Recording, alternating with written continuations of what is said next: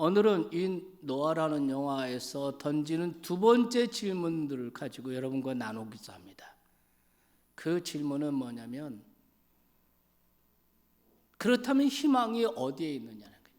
희망이 무엇이냐? 인간의 희망은 어디에 있나? 그 답이 오늘 제목입니다. 거듭남이 희망이다. 거듭남이 희망이다. 제가 이 영화를 지난주에도 말씀드렸지만은 기독교 영화라고 할 수도 있지만 또 많은 부분 성경하고는 너무 많이 달라요. 그렇지만 이 영화가 우리에게 던지는 질문들이 있습니다. 그 질문 가운데 하나 또 그냥 지나칠 수가 없어서 저는 오늘 오후 예배 마치면 제가 선교지를 가는데 노트북에 영화도 담아놓고 그 다음에 설교 자료도 다 준비해서 또 이 영화에 대한 또 설교 세 번째 시간을 준비합니다. 사실 두 번째 시간으로 끝낼까라는 생각을 했는데 꼭 나눠야 될 말씀이 있을 것 같아요. 오늘날 많은 사람이 자기 의를 부르짖습니다. 그런데 정말 의란 무엇인가? 과연 정의라는 게 뭔가? 오늘날 우리 사회, 우리나라 이념적으로 아주 극단에 서로 치우쳐 있습니다. 서초동, 광화문 대치하고 있습니다. 다 의라고 말합니다. 과연 의란 무엇인가? 과연 정의란 무엇인가? 이 영화가 던지고 있는 또 하나의 질문이거든요. 이 질문에 대해서는 다음 주일에 이 질문들을 놓고 성경을 비추어서 정의란 무엇인가에 대해서 여러분과 함께 나누고자 합니다. 오늘은 어쨌든 거듭남이 희망이다. 이런 제목으로 말씀을 나누겠습니다. 영화 노아의 이야기 흐름이 성경의 노아의 이야기와 많이 다르다는 것은 이미 말씀을 드렸습니다. 성경에 보면 셋의 구대손인 라멕이 182세에 아들을 낳고 이렇게 말합니다. 여호와께서 땅을 저주하심으로 수고롭게 일하는 우리를 이 아들이 안위하리라. 그리고 그 아들의 이름을 라멕은 노아라고 짓습니다. 히브리 말의 뜻은 의로라는 뜻입니다. 성경 속에서는 라멕이 182세에 노아를 낳고 595년 동안 자녀를 낳으며 살다가 777세에 세상을 떠났다라고 기록이 되어 있습니다. 우리가 창세기 그러나 그 영화 속에서 라멕은 악의 화신으로 등장하는 두발 가인에게 살해를 당하는 것으로 그려져 있죠. 이렇게 차이가 있습니다.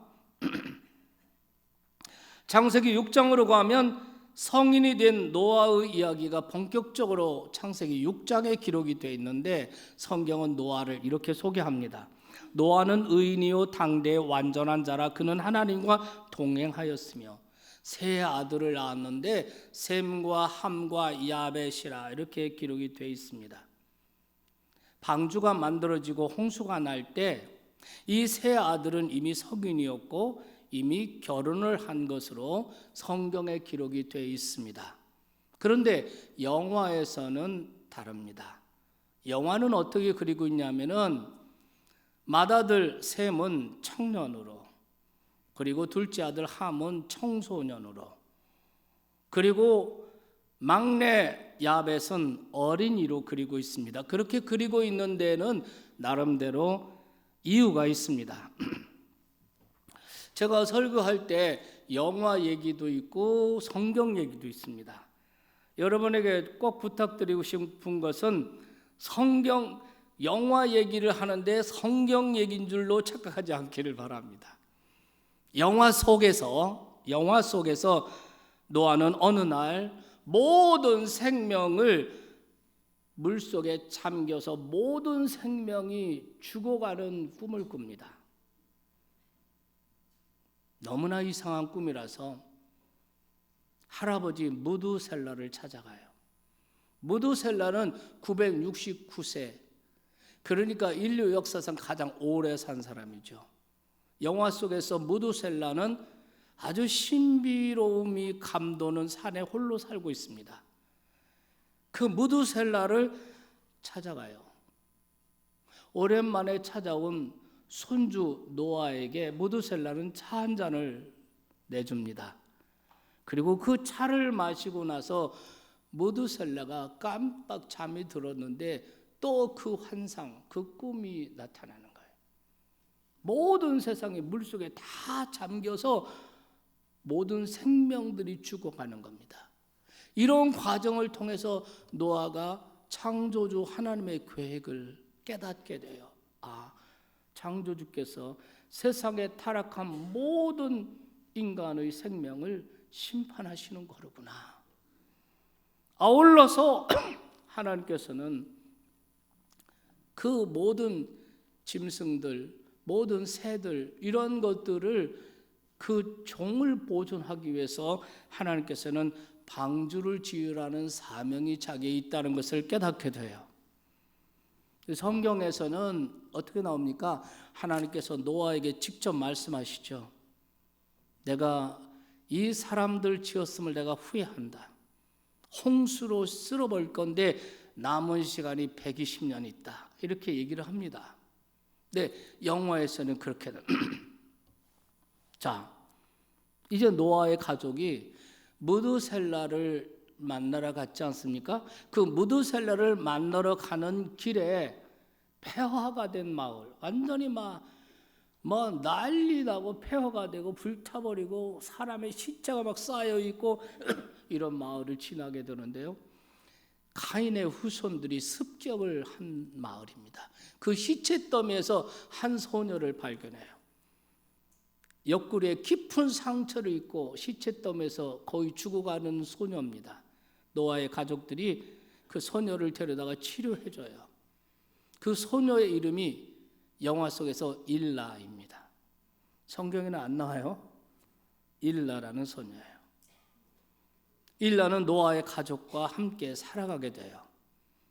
그리고 나중에 그 노아의 맏아들 장자인 셈과 일라가 서로 연분을 쌓아가요.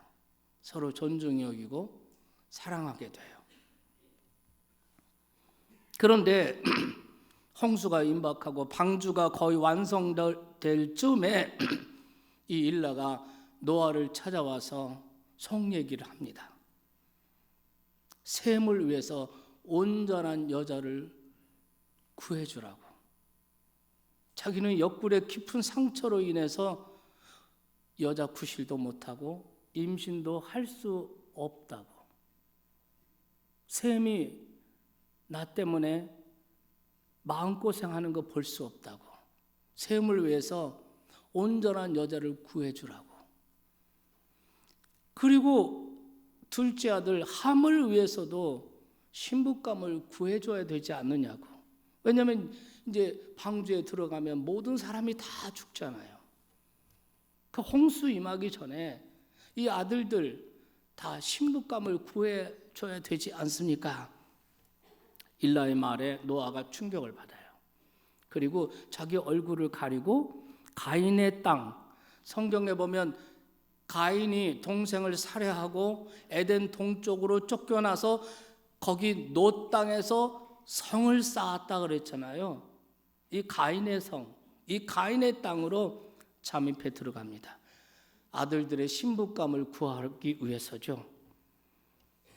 들어가 보니까 듣던 대로 가인의 땅에서는 차마 눈뜨고 볼 수 없는 사륙이 일어나요. 짐승만이 아니라 여자 어린아이들도 먹잇감으로 사고 파는 거예요. 그 모습을 보고 노아가 치를 떱니다. 그런데 그곳에서 어떤 사나이가 휙 지나가는데 언뜻 보니까 자기가 아는 사람일 것 같은, 본 것 같은 사람이에요. 막 추격해서 쫓아가는데 그 남자가 웅크리고 앉았다가 얼굴을 확 도는데 노아가 그 얼굴을 보고 소스라쳐 놀랍니다. 바로 자신의 얼굴이었어요. 그 장면 한번 보시겠습니까? 영화 한번 보겠습니다.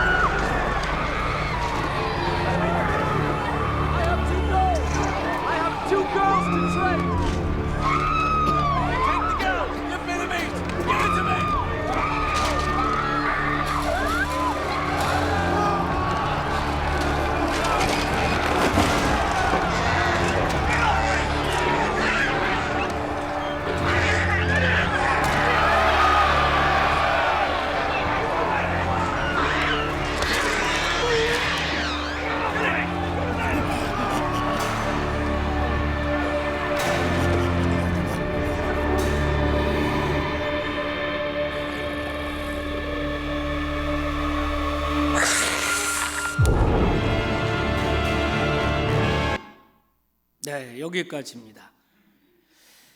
여러분, 노아가 지금 뭐 때문에 소스라쳐 놀랐습니까? 그 가인의 땅에 그 살인과 그 죄악과 그곳에서 노아는 자신을 본 겁니다. 자신 속에 있는 악을 본 거예요. 소스라쳐 놀랍니다. 자신도 언제든 그들과 같아질 수 있다는 것,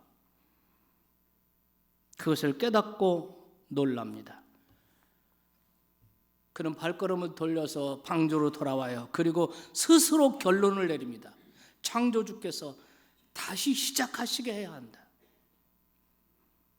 그러기 위해서 나를 포함해서 지구상의 인류는 완전히 사라져야 한다. 그것이 하나님의 뜻이라고 생각합니다. 그러기 위해서는 새 아들이 인류의 마지막이 되어야 된다. 그렇지 않고서는 이 죄악을 끝낼 수가 없다. 나름대로 그렇게 결론을 내려요. 이 영화 얘기입니다.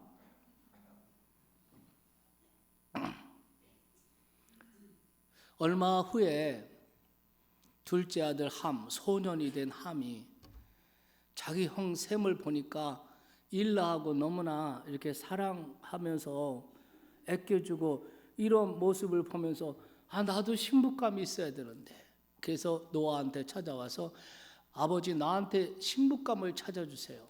아내감을 찾아주세요. 노아가 단호히 거절합니다. 노아의 생각은 이미 결론을 내렸어요. 새 아들 때에서 끝내야 된다. 그래야 인간의 원죄, 이 타락한 것이 끝내지고 창조주께서 새롭게 시작할 수도 있다. 이런 생각을 하는 거예요. 그래서 함이 스스로 어느 날 이제 방주가 다 완성되고 홍수가 시작되기 직전에 그 방주의 문이 닫히기 직전에 함이 뛰쳐나가요. 가인의 땅으로 들어갑니다. 자기 신부감을 찾기 위해서. 그러다가 그 사륙된 아주 범죄, 그 캄캄한 그곳에 구덩이에 빠져있는 자기 가족 다 살해당하고 한 소녀를 만나요. 그 소녀를 데리고 방주로 막 오는데 불행하게도 그 소녀의 발목이 사람들이 놓은 덫에 걸려요. 소녀가 몸부림치고 고통스러워합니다. 또 이 함이 그것을 어떻게든지 풀어주려고 합니다. 이제 방주의 문이 곧 닫혀야 되는데 둘째 아들 함이 나간 거예요. 그래서 노아가 성급하게 막 달려가서 이 함을 찾다가 바로 이 절박한 상황에 그들을 봅니다. 그리고 함은 아버지 노아에게 애원합니다. 이 아이를 구해달라고, 같이 방주에 들어가게 해달라고. 노아가 단호히 거절합니다. 새 아들 때에서 인류는 끝내야 된다고 생각하는 거예요.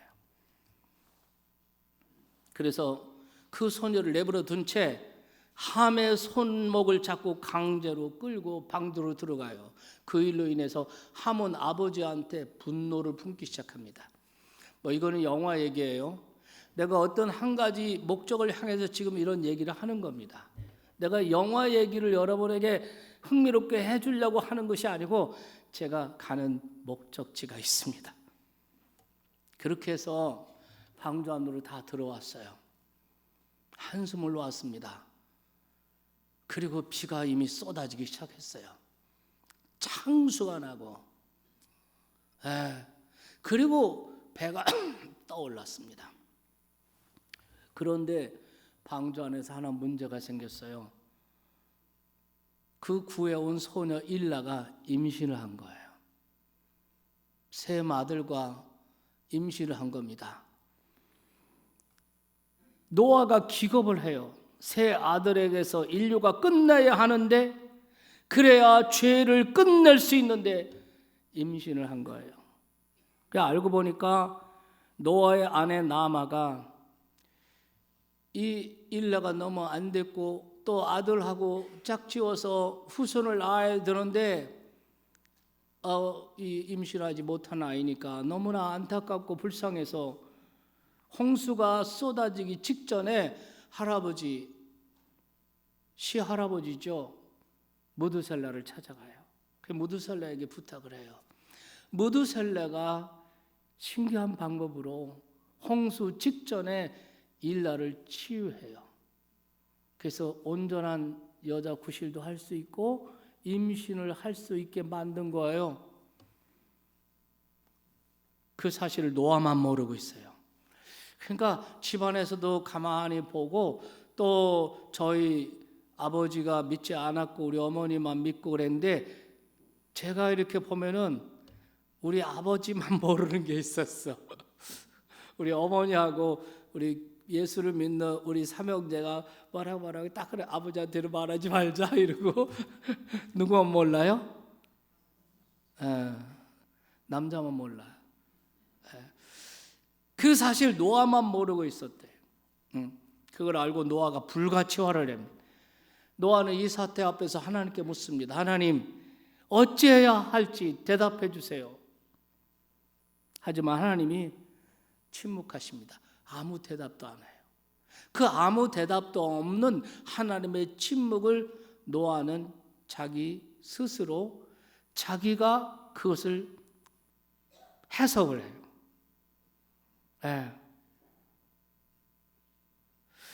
결국 아내에게 말합니다.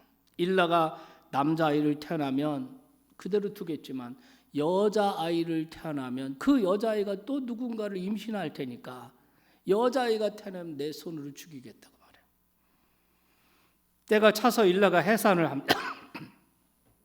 노아의 아내가 이름이 나아마로 나오는데 이 나아마가 아기를 봤다가 아기가 나오는 것을 보고 나아마가 막 통곡을 해요. 딸아이가 나온 겁니다. 이래서 며느리하고 시어머니하고 부둥켜 안고 막 이 아이의 비극을 바라보면서 막 우는 거예요. 우는데 아이가 또 하나 나오는 거예요. 딸아이가 나온 거예요. 딸 쌍둥이가 나온 거예요. 노아가 딸을 쌍둥이 낳았다는 것을 알고 칼을 들고 나가요. 내 며느리가 사라졌습니다. 아기를 살리려고 도망친 거예요. 하지만 그때 방주 위에서 아기 우는 소리가 들려요. 미친 듯이 사다리 올라갑니다. 칼을 들고 올라가요. 물이 아직 빠지지 않았습니다. 방주는 물 위에 떠 있습니다. 이런 상황입니다. 그런데 쫓아 올라가서 그 칼을 들고 그 아기를 죽이겠다고 일락에 쫓아가는데, 그때 노아의 얼굴은 이미 사람의 얼굴이 아니에요. 일라는 쌍둥이 딸을 양팔에 안고 방주 끝에 서 있습니다. 노아가 다가오자 일라는 아기들이 울면서 죽게 하지 않게 해달라고, 이 아이를 진정시킬 수 있도록 시간 달라고, 그리고 그 아기들을 우는 두 아기들을 위해서 자장가를 불러요. 그 자장가가 바로 이 소녀가 자기 아버지 엄마 다 살아당하고 그 상처 입고 이 일라를 구해왔는데, 이 어린 소녀가 자기 아빠 생각나고 가족이 생각날 때면 잠을 못 자는 거예요. 그때 노아가 그 소녀 일라를 위해서 불러주었던 그 자장가를 일라가 불러요. 그러면서 그 아기가 잠이 들어요. 그러니까 노아가 칼을 들고 이제 그 아기를 죽이려고 해요.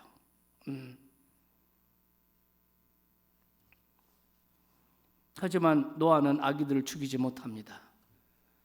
더는 못하겠습니다. 도저히 나는 못하겠습니다. 하늘을 바라보면서 도저히 나는 못하겠습니다. 뭐 하나님이 죽이라고 했나? 도저히 못하겠어서 칼을 버려요. 이 영화를 본 사람이 이 장면이 가장 감동적인 장면이었다고 말하는데, 그 장면을 조금 또 편집을 해봤어요. 한번 보겠습니다.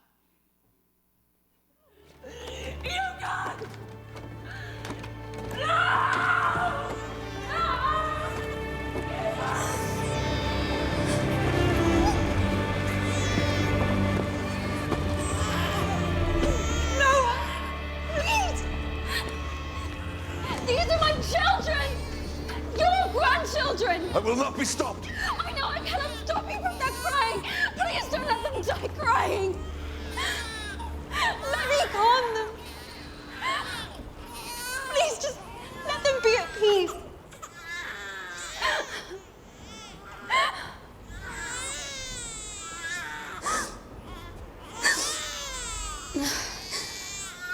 The moon is white, the leaves entwine. Your father waits for thee to wrap you in his shrouds and things, to whisper you to sleep, to wrap you in his welcoming arms. Till the night sky breaks, your father is the healing wind that whispers you to sleep, that whispers as you sleep.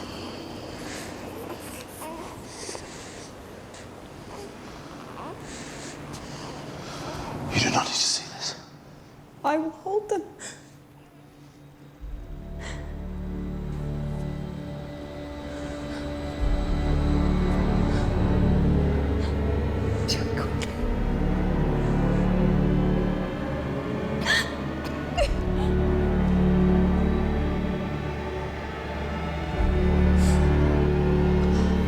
Do it quickly!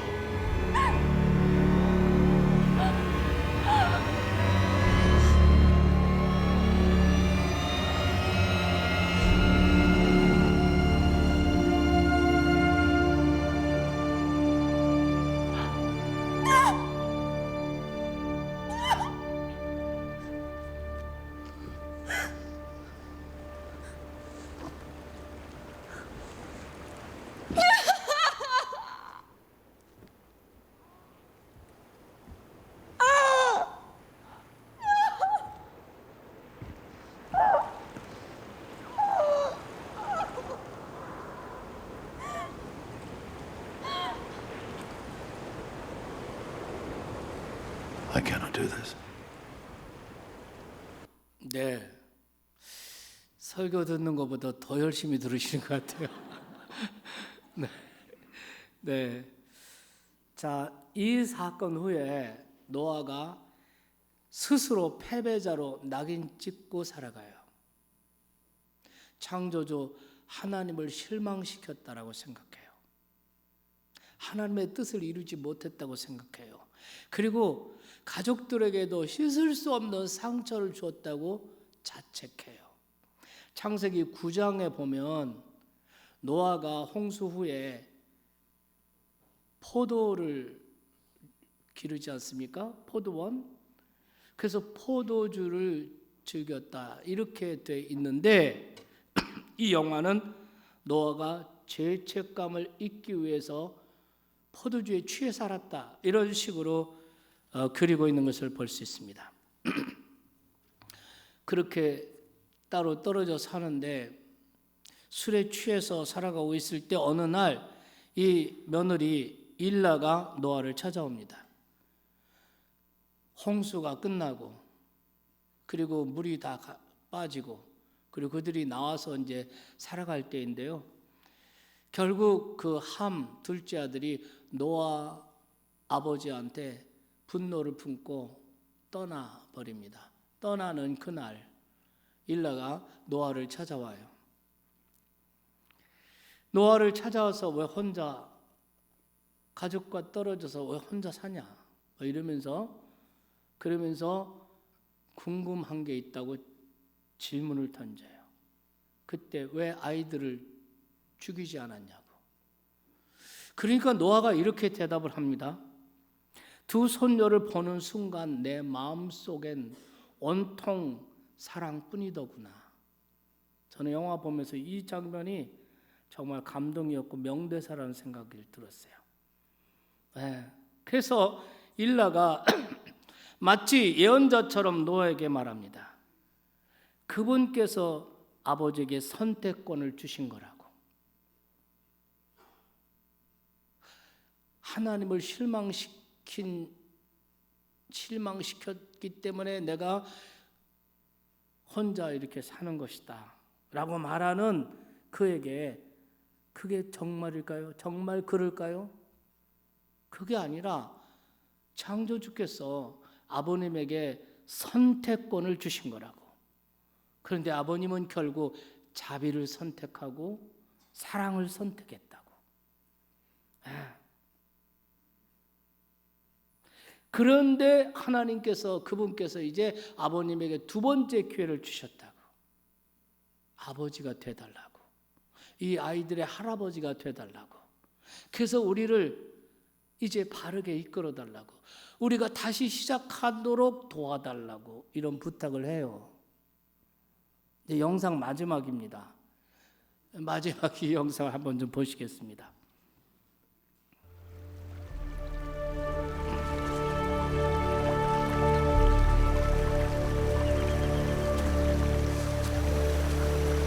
You don't have to go. I don't belong here. For what it's worth, I'm glad that it begins again with you.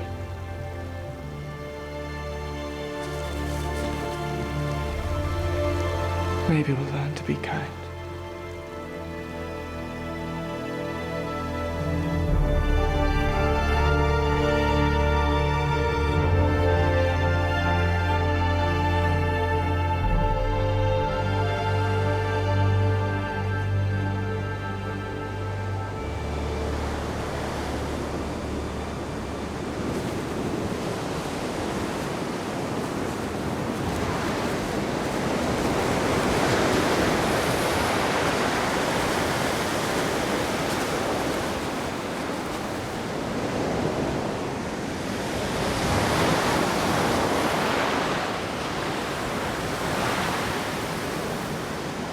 Will he come back?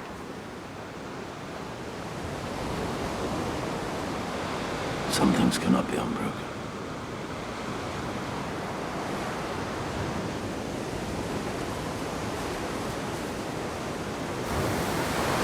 I have to know. Why did you spare them? I looked down at those two little girls, and all I had in my heart was love. And why are you alone, Noah? Why are you separated from your family? Because I failed him. And I failed all of you.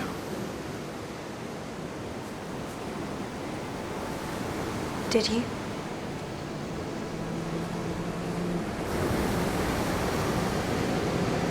He chose you for a reason, Noah. He showed you the wickedness of man and knew you would not look away. But then you saw goodness too. The choice was put in your hands because he put it there. He asked you to decide if we were worth saving. And you chose mercy. You chose love.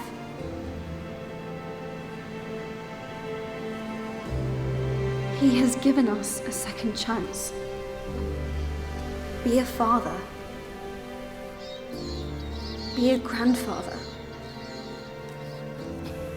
Help us to do better this time. Help us start again.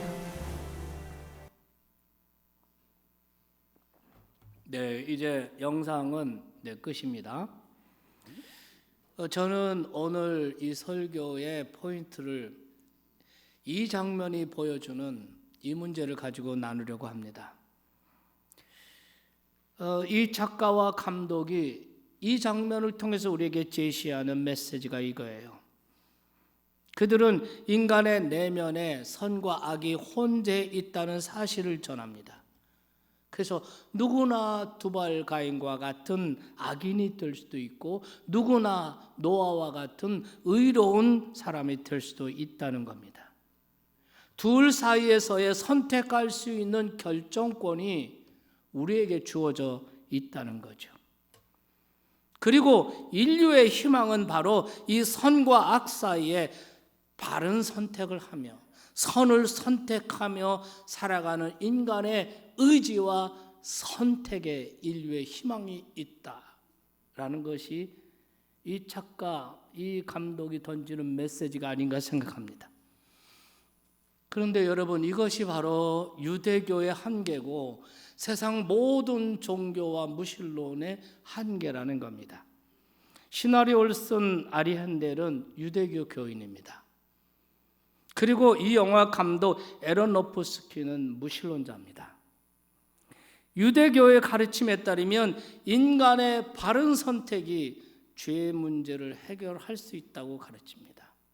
그리고 그 바른 선택을 도와주는 것이 율법의 계명이다 라고 가르칩니다.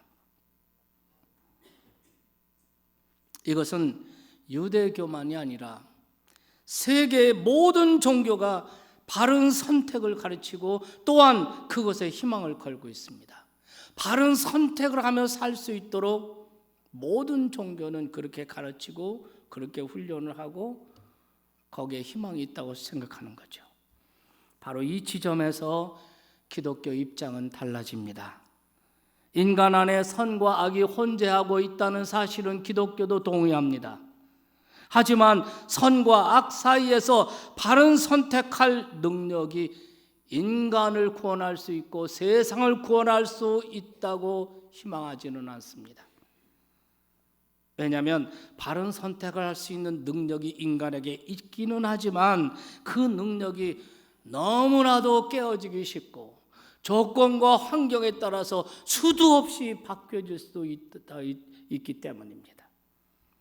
그래서 인간은 아주 이성적이고 도덕성을 가지고 있고 선을 선택하고 선을 살아가고 실제로 선하게 착하게 살아가는 사람들이 주변에 얼마나 많이 있습니까?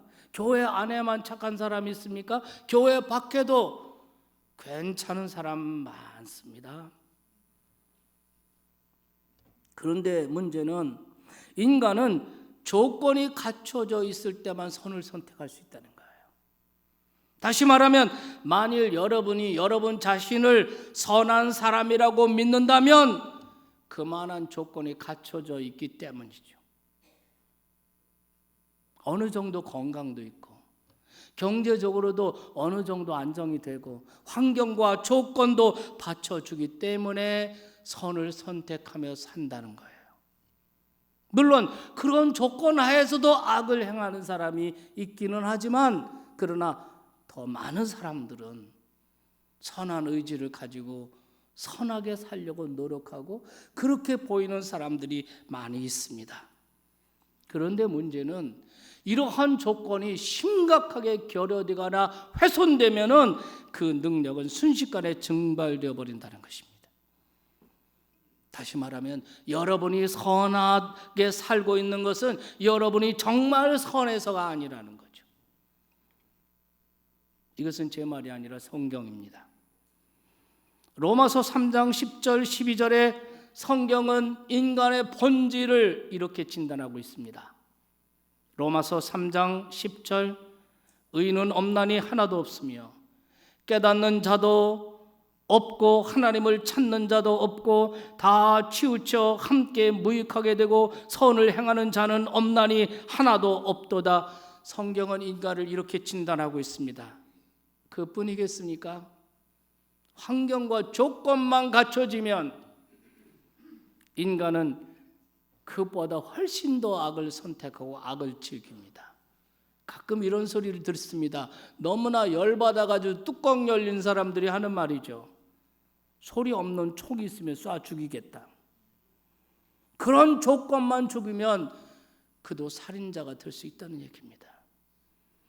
여러분 1961년 6월 7일 독일의 뉘렌버그에서 있었던 아이히만의 재판정의 그 재판 일화를 아십니까? 아이히만, 아돌프 아이히만. 이 사람은 히틀러의 신복이었습니다. 나치의 수많은 악행을 이 사람이 다 기획을 하고 실현을 했습니다. 2차 세계대전이 끝난 후에 아이히만이 재판을 받게 됐어요. 그때 유태인 예히엘 디누어라는 유태인이 증인으로 출석을 하게 됐습니다. 이 디누어는 2년 동안 아우슈비츠 그 수용소 생활을 하면서 얼마나 참혹하게 사람들이 죽임을 당했는가 하는 것을 목격한 사람입니다. 이 전범 아이히만을 재판한 자리에 디누어가 증인으로 나온 거죠. 그 참상을 증언하는 자리에서 그는 피고석에 앉아있는 아이히만을 보게 된 겁니다. 아이히만을 보는 순간 그의 증언이 스탑돼버리고 갑자기 막 통곡을 하는 거예요. 통곡하다가 실신해서 쓰러져 버립니다. 그래서 그 재판은 중단됐습니다. 그로부터 20년 흐릅니다. 1983년 CBS 방송의 대담 프로 진행자인 마이크 웰러스가 다니엘을 인터뷰하게 됩니다. 웰러스가 묻습니다. 20년 전 법정에서 아이히만을 보고 실신한 이유가 무엇입니까? 그에 대한 증오심 때문이었습니까? 아니면 두려움 때문이었습니까? 아니면 그 고통스러운 기억 때문이었습니까? 그게 물어요. 디누에는 그 어느 것도 아니라고 대답합니다. 그러면 왜 통곡했고 왜 쓰러져 실신을 한 것입니까? 그는 대답합니다. 수백만의 인명을 살해한 아이히만이 평범한 사람의 모습을 하고 있다는 것에 충격을 받아요. 아이히만이 악마의 모습을 하고 있을 줄 알았는데 너무나 평범한 사람, 마치 옆집 아저씨의 모습을 하고 초라하게 앉아있는 그 모습을 보고 충격을 받아요. 누구나 아이히만이 될 수 있구나. 나는 저 사람보다 나은 것이 없구나. 나도 아이 희만이 될 수 있구나. 너무나도 충격을 받아서 통곡하다가 실신한 거라는 거예요.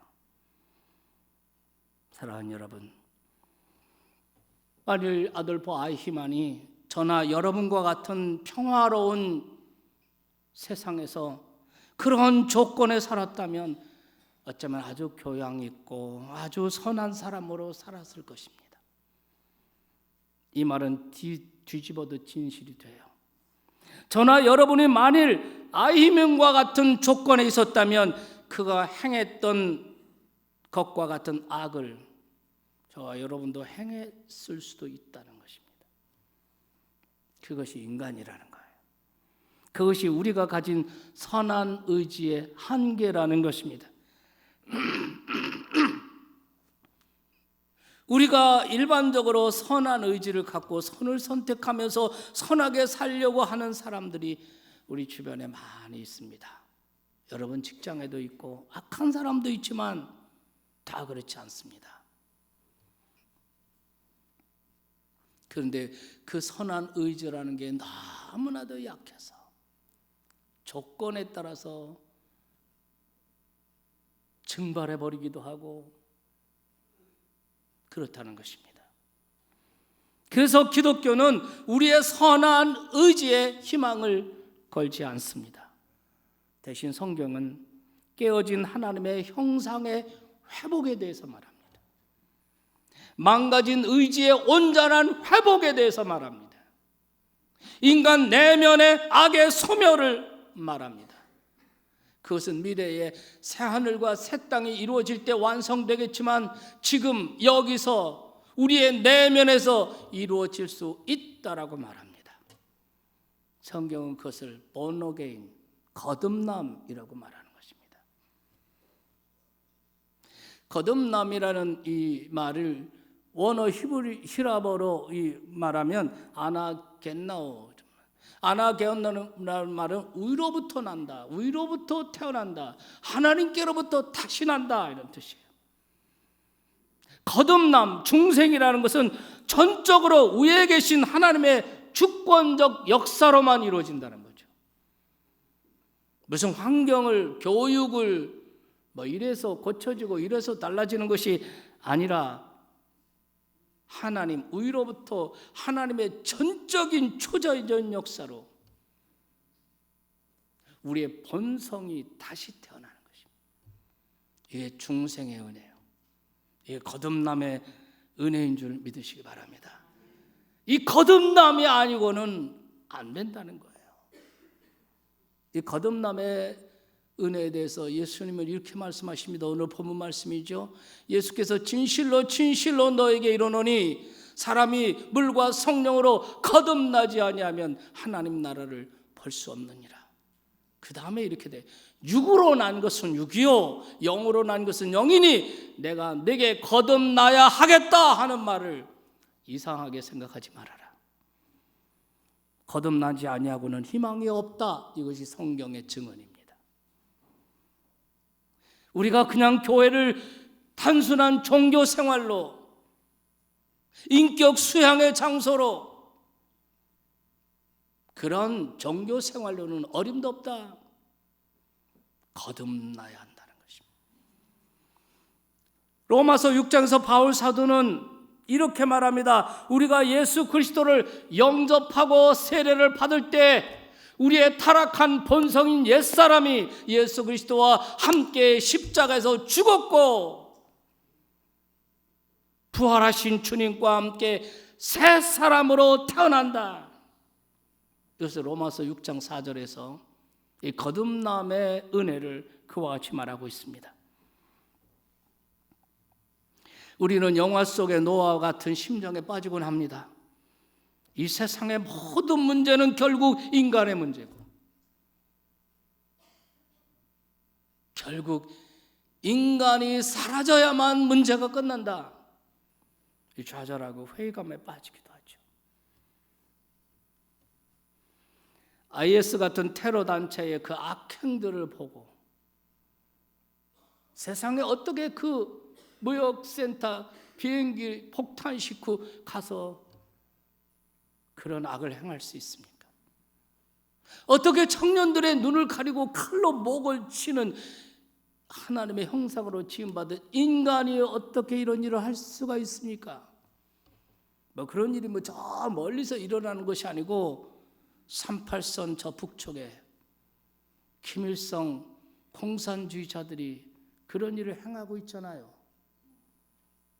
인간의 탐욕으로 말미암아 환경 훼손하고 마구잡이로 세상을 더럽히는 이런 모습을 보고 우리들의 삶에 있는 그 모순들을 보면서 이 세상의 모든 문제는 인간의 문제, 인간이 없어져야만 해결될 문제. 그런가 하면 정반대로 우리는 이만하면 되지 않나 이런 생각도 할 때가 있습니다. 때로 우리 자신이 꽤 괜찮아 보이고 세상은 아주 아름다워 보이고 그리고 주변에 있는 만나는 사람들 하나같이 선해 보이고 감동적이고 그러면서 그럴 때 우리 이런 생각을 해요. 이렇게 선한 사람들, 이런 선한 뜻을 가진 사람들과 잘 해보면 이 세상을 우리 손으로 낙원을 만들 수 있지 않겠나? 천국이 뭐 따로 있나? 이 선한 사람들이 힘을 합해서 잘 해보면 우리 손으로 낙원을 만들 수 있지 않겠나? 하지만 둘 다 해법이 아닙니다. 하나님께서는 우리에게 있는 악의 현실에 압도당하지도 말고 우리에게 있는 선의 가능성을 과신하지도 말라고 하십니다. 자신을 믿지 말라는 거예요. 사람을 믿지 말라는 것입니다. 진정한 해결의 길은 예수 그리스도 안에서 예수 그리스도를 통해서 인간의 본성이 다시 태어나야 한다. 믿으시면 아멘 합시다. 예수 그리스도는 인간이 그 본성이 다시 태어나는 길을 활짝 열어놓으셨습니다. 지난주에 말씀드렸지만 그리스도께서는 십자가 위에서 에덴 동산을 지키는 그 불칼을 끌어안고 십자가 위에서 죽으셨다고 할 수 있습니다. 그래서 에덴의 길을 활짝 열어놓으셨습니다. 거듭나고 새 사람 되는 길을 열어놓으셨습니다. 예수 그리스도 안에서 옛사람 청산하고 새로운 존재로 거듭나는 것만이 진정한 희망이다. 이 성경이 우리에게 전해주는 구원의 메시지예요. 그렇다면 사랑하신 여러분께 묻겠습니다. 여러분은 거듭나셨습니까? 정말입니까? 잘 모르시겠습니까? 잘 모르시겠다면 제가 답을 말씀해 드리겠습니다. 여러분이 예수 그리스도를 인격적으로 예수 그리스도를 진정으로 믿고 받아들이셨다면 그리고 그분을 믿고 의지한다면 담대하게 그러나 겸손하게 예! 라고 말하셔도 됩니다.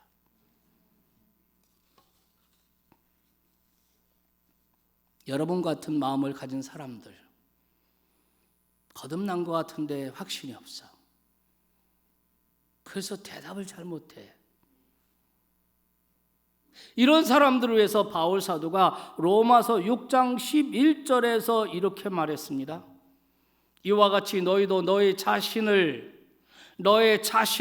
죄에 대하여는 죽은 자요 그리스도 예수 안에서 하나님께 대하여는 살아있는 자로 여길지어다는 거예요. 여기라는 거예요. 여길지어다 이거 말이에요. 그렇게 알아라 이 말이에요. 그렇게 알아라. 세번역에 보면 그렇게 알아라 이 말이에요. 그리스도 예수 안에서 하나님께 대하여 살아있는 자로 알아라. 그렇게 간주하라 이런 얘기예요. 믿습니까? 예수 그리스도를 나의 하나님, 나의 구세주로 내가 인격적으로 믿고 받아들이셨다면 이미 거듭났다고 알아라. 거듭났다고 인정해라. 거듭났다고 간주하라 이거예요. 왜 간주하라고 합니까? 거듭났다는 사실이 잘 믿어지지 않고 잘 느껴지지 않기 때문에, 뭐 어떤 증거도 잘 나타나지 않기 때문에. 왜 그렇습니까? 왜 내 안에 내면에 새로 태어나는 놀라운 초자연적인 역사가 내 안에서 일어났는데 왜 내가 느끼지 못합니까? 거듭나는 역사는 전적으로 영적인 역사야. 전적으로 영적인 사건이기 때문에 육신이 내 육신을 뭘 느끼거나 뭐 불이 입에서 뭐 뜨겁거나 뭐 눈이 밝아지거나 이런 게 없다는 거예요. 우리가 믿을 것은 하나님의 말씀 성경이에요. 우리가 예수 그리스도를 진정으로 믿고 영접하였다면